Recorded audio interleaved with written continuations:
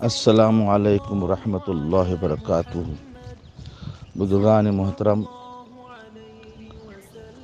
آج کا سبق لے لیجیے۔ نحمدہ ونصلی علی رسولہ الکریم۔ اللہم الہمنی رشدی وعیذنی من شر نفسی۔ رضیت باللہ ربا وبالاسلام دینا بمحمد صلی اللہ علیہ وسلم نبیا ورسولا۔ آج کا سبق ہے مطلب پرست اولاد، خود غرض اولاد۔ عزیزو، دوستو، بھائیو، اولاد اور ماں باپ کا رشتہ بڑا عظیم رشتہ ہوتا ہے، بڑا مرتبے والا رشتہ ہوتا ہے، بڑا ایک دوسرے سے جڑا ہوا رشتہ ہوتا ہے۔ اولاد جب پیدا ہوتی ہے، چھوٹی ہوتی ہے، ناسمجھ ہوتی ہے، والدین ان کے لیے ہر طرح کی قربانی دیتے ہیں، ہر طرح اپنے اولاد کے لیے مشقت برداشت کرتے ہیں۔ ان کو پیدا ہونے کی تکلیف سے، پھر پیدا ہونے کے بعد دودھ پلانے کی وقت کی تکلیف سے اور بچپنے کی ہر طرح کی تکلیفوں سے بچا کر، ان کی حفاظت کر کے، ان کی خدمت کر کے، ان کا سب کچھ کر کے وہ اپنی جان کو، مال کو، وقت کو قربان کرتے ہیں اپنے اولاد کے لیے۔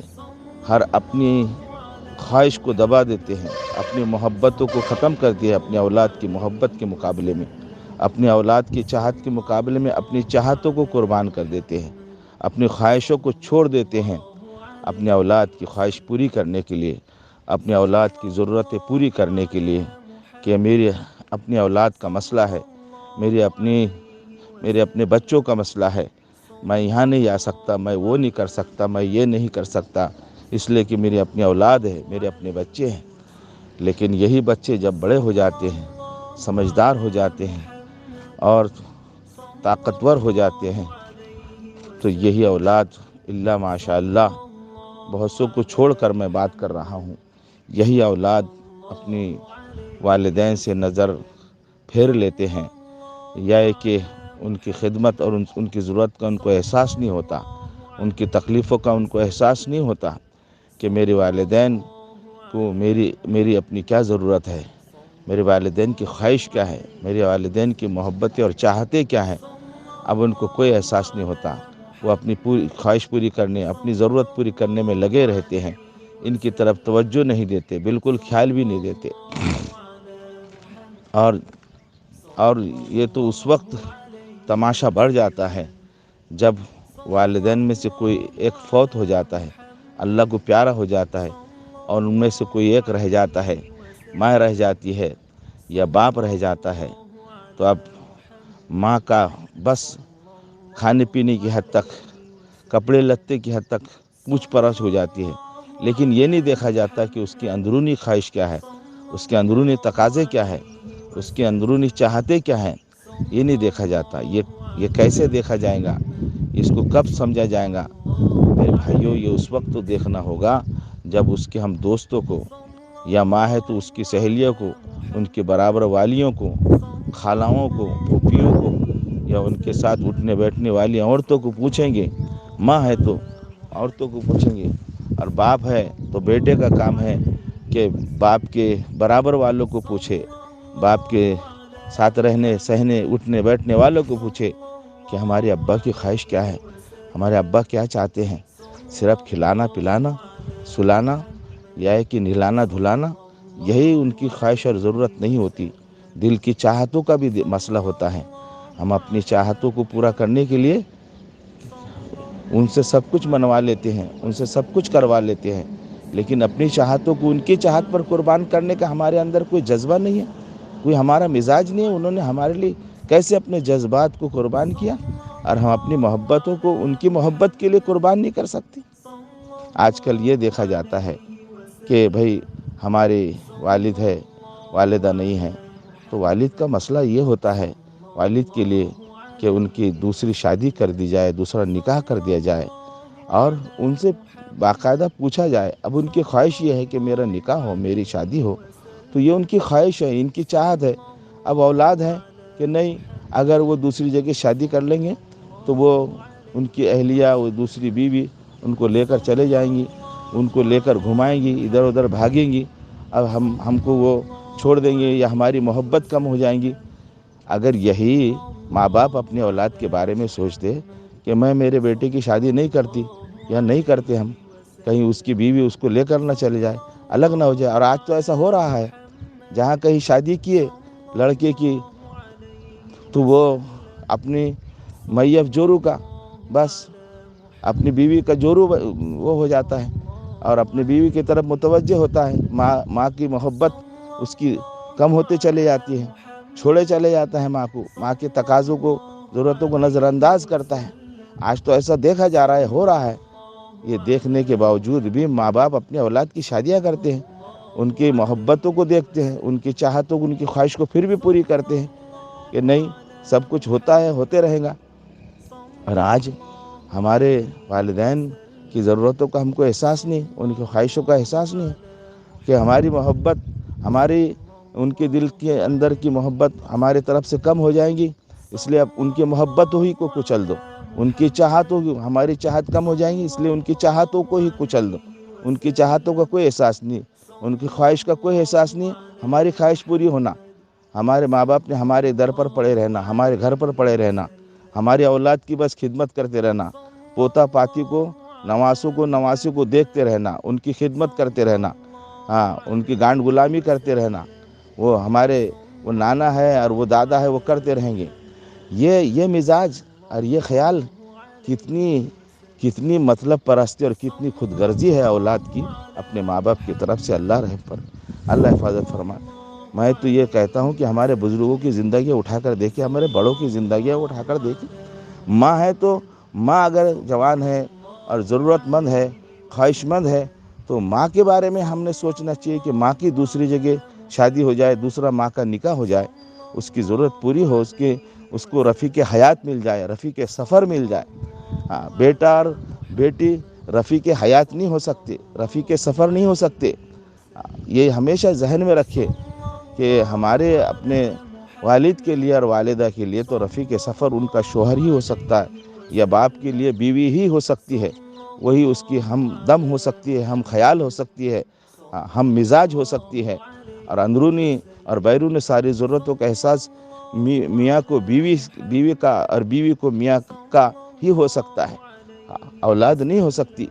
اولاد تو ایک درجے میں ان کی خدمت اور ان کی ضرورت بیرونی اعتبار سے پوری کرے گی، اور ان کا ادب اور احترام کریں گی، ان کا اکرام کریں گی، ان کی خواہش و ضرورت کا احترام کریں گے، اس کو اپنے دل و دماغ میں رکھیں گے۔ بھائیو، یہ بہت ساری باتیں قرآن اور احادیث کو کھنگال کر دیکھیے، ہماری اسلامی تاریخ کو اٹھا کر دیکھیے کہ کیا شریعت ہم سے چاہتی ہے، کیا دین ہم سے چاہتا ہے۔ اپنی منمانی یا اپنی خواہش یا اپنی ضرورتیں پوری کرنا، اس کا نام دینداری نہیں ہے، اس کا نام محبت نہیں ہے، اس کا نام ادب اور احترام نہیں ہے۔ اس کی طرف توجہ دے۔ آج معاشرے کے اندر یہ بگاڑ بہت پیدا ہوتے چلے جا رہا ہے، بہت پیدا ہوتے چلے جا رہا ہے۔ بوڑھوں کو اور بوڑھی خواتین اور مستورات کو نظر انداز کیا جا رہا ہے۔ بس کہتے ہیں کہ انہوں نے اب ہمارے سر پر سایہ رہنا، اور ہمارے گھر میں ایک کونے میں بیٹھے رہنا، اور ہمارے بال بچوں کا بس پر خیال دھیان دینا۔ یہ اپنی غرض پوری ہو جائے، اپنا مطلب پورا ہو جائے، اپنا الو سیدھا ہو جائے، یہ اولاد کے اندر خود غرضیاں پیدا ہوتی چلی جا رہی ہے۔ یہ میں دیکھ رہا ہوں، اور اللہ ہماری سب کی حفاظت فرمائے۔ یہ ایک درجے میں والدین پر ظلم ہے، زیادتیاں ہیں ان کے حق میں، ان کے تقاضوں کو کچلنا ہے، ان کی خواہشات کا جنازہ نکالنا ہے۔ اس کو سمجھنے کی کوشش کرے ساری اولادیں، سارے بچے اور بچیاں، ورنہ کل قیامت کے دن اللہ کے وہاں اللہ پوچھیں گے، وَقُلْ رَبِّ اغْفِرْ وَارْحَمْ وَأَنْتَ خَيْرُ الرَّاحِمِينَ۔ اللہ جل مجدہ بڑے رحم و کرم کا فیصلہ کرنے والے ہیں۔ اللہ نے خود دعا سکھلائی ہے، رَبِّ ارْحَمْہُمَا کما ربیانی صغیرہ۔ ہمارے اپنے بچپن کو یاد دلا کر، بچپن میں کیسی ماں باپ نے تربیت، کیسی خواہش کو پوری کی، کیسی ضرورت کو پوری کی، اس طرف اللہ نے توجہ دلا کر کہا کہ تم ایسا ہی اپنے والدین کے لیے دعا کرو، ایسے اپنے رب اور پروردگار سے مانگو کہ میرے مولا جس طرح میرے والدین نے میری بچپنے میں تربیت کی، میری تعلیم اور ضرورتوں کا ان کو احساس رہا، ایسے ہی میرے اللہ، میرے پیارے اللہ، میرے والدین کی اسی طرح سے بس مجھے خیال دھیان رکھنے کی توفیق عطا فرما، ان کی ضرورتوں کو، ان کی خواہش کو پورا کرنے کی سعادت نصیب فرما۔ اللہ جل مجدہ عمل کی توفیق عطا فرمائے۔ اور جن کے والدین چلے گئے، قبروں میں پہنچ گئے، تو ان کا کام یہ ہے کہ وہ قبروں پر جائے، ان کے قبروں پر ایصال ثواب کرے، روزانہ ان کے لیے 1 پارہ سوا پارہ پڑھے، درود شریف پڑھے، دعائیں کرے، اور صدقہ و خیرات کر کے ان کے لیے توبہ اور استغفار کر کے لیے ان کے لیے ایصال ثواب کرے۔ یہ ان اولاد کے لیے ہے جن کے والدین یہاں سے رخصت ہو گئے، چلے گئے، اور ان کے ہم اثر لوگوں پر، ان کے دوست و احباب پر خرچ کرے، ماں ہے تو ان کی سہیلیوں پر، خالاؤں پر، ان پر خرچ کرے، ان پر صدقہ کرے، ان پر جو ہے للہ رقم خرچ کرے۔ میرے بھائیوں، یہ اصل میں محبت ہے، یہ اصل میں جو ہے خدمت ہے، نصرت ہے۔ اللہ عمل کی توفیق عطا فرمائے۔ یہ جو ابھی ویڈیو ڈالا گیا ہے، بنایا گیا ہے، خود غرض اولاد، مطلب پرست اولاد کے عنوان پر، اس میں ایک اعلان یہ بھی ہے، جو مرد حضرات، جو ہمارے بھائی حضرات، جو بیچارے جن کی رفیق حیات رخصت ہو چکی ہے اور وہ تنہا ہے، ضرورت مند ہے، ان کی طرف کوئی توجہ نہیں دیتا ہے، تو ان سے درخواست ہے کہ وہ ہم سے رابطہ قائم کرے۔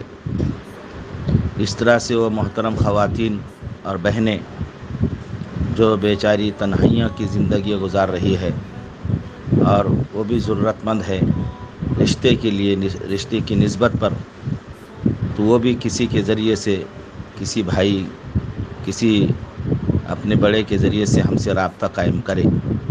انشاءاللہ ہم نسبتیں قائم کرنے کی کوشش کریں گے، اور ان کی اولاد سے بھی گفتگو کریں گے، ان کی اولاد کو بھی سمجھائیں گے کہ کس طرح سے ضرورتوں کو پورا کیا جاتا ہے، اور کس طرح رشتے ناطے جڑتے ہیں، کس طرح سے خاندان پھلتی اور پھولتی ہیں۔ بہت سی جگہ پر ہم جب بزرگوں کے رشتے لے کر جاتے ہیں اور رشتہ جوڑو جو ہوتے ہیں ان سے بات کرتے ہیں، تو وہ کہتے ہیں کہ بھئی فلاں جگہ خاتون ہے، لیکن اس کا تقاضا یہ ہے کہ ہمارے نام پر کچھ زمین کر دی جائے، 2 ایکڑ زمین، 1 ایکڑ زمین، یا کوئی پلاٹ کر دیا جائے، پھر بعد میں وہ تیار ہوتی ہے۔ تو ایسا کوئی ضرورت یا ضروری نہیں ہے، بلکہ یہ ان کو اطمینان دلایا جائے کہ بھئی آپ کی انشاءاللہ موت تک کفالت کی جائے گی اور ضرورتیں پوری کی جائیں گی، آپ کے ساتھ حسن سلوک ہوگا۔ یہ اطمینان دلایا جانا ضروری ہے، تاکہ اگر وہ بزرگ کا، وہ شوہر کا انتقال ہو جائے تو پھر وہ کہیں افراتفری کا شکار نہ ہو اور ادھر ادھر نہ بھٹکے۔ کہیں ایسا ہوتا ہے کہ بھئی خاتون ہے، وہ چلے گئی، ان کا دوسری جگہ رشتہ ہو گیا، تو اب بچے ہیں یا بیٹیاں ہیں، تو وہ ان کی طرف سے توجہ کو ہٹا دیتے ہیں، ختم کر دیتے ہیں یا کم کر دیتے ہیں کہ اب اچھا ہو گیا، چلے گئے۔ لیکن وہ وہاں سے بھی اگر کسی قدرتی نظام کے تحت شوہر کا انتقال ہو گیا یا کچھ حالات کی شکار ہو گئی، تو خدا نہ خواستہ تو ان کو اطمینان دلانا ضروری ہے کسی بھی طریقے سے۔ تو انشاءاللہ وہ بھی اسباب پیدا کیے جائیں گے، وہ بھی راستے ہموار کیے جائیں گے کہ ان کو بھی مستقبل میں کوئی پریشانی لاحق نہ ہو۔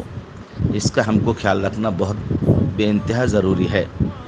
رشتے ناطے بڑے نازک ہوا کرتے ہیں، اس کا دیکھ بھال بھی اور مستقل طور پر اس کی نگرانی بھی کرنا ذمہ داروں کا کام ہوتا ہے۔ تو یہ اس طرح سے خیال میں رکھے۔ انشاءاللہ العزیز ہم اس سلسلے میں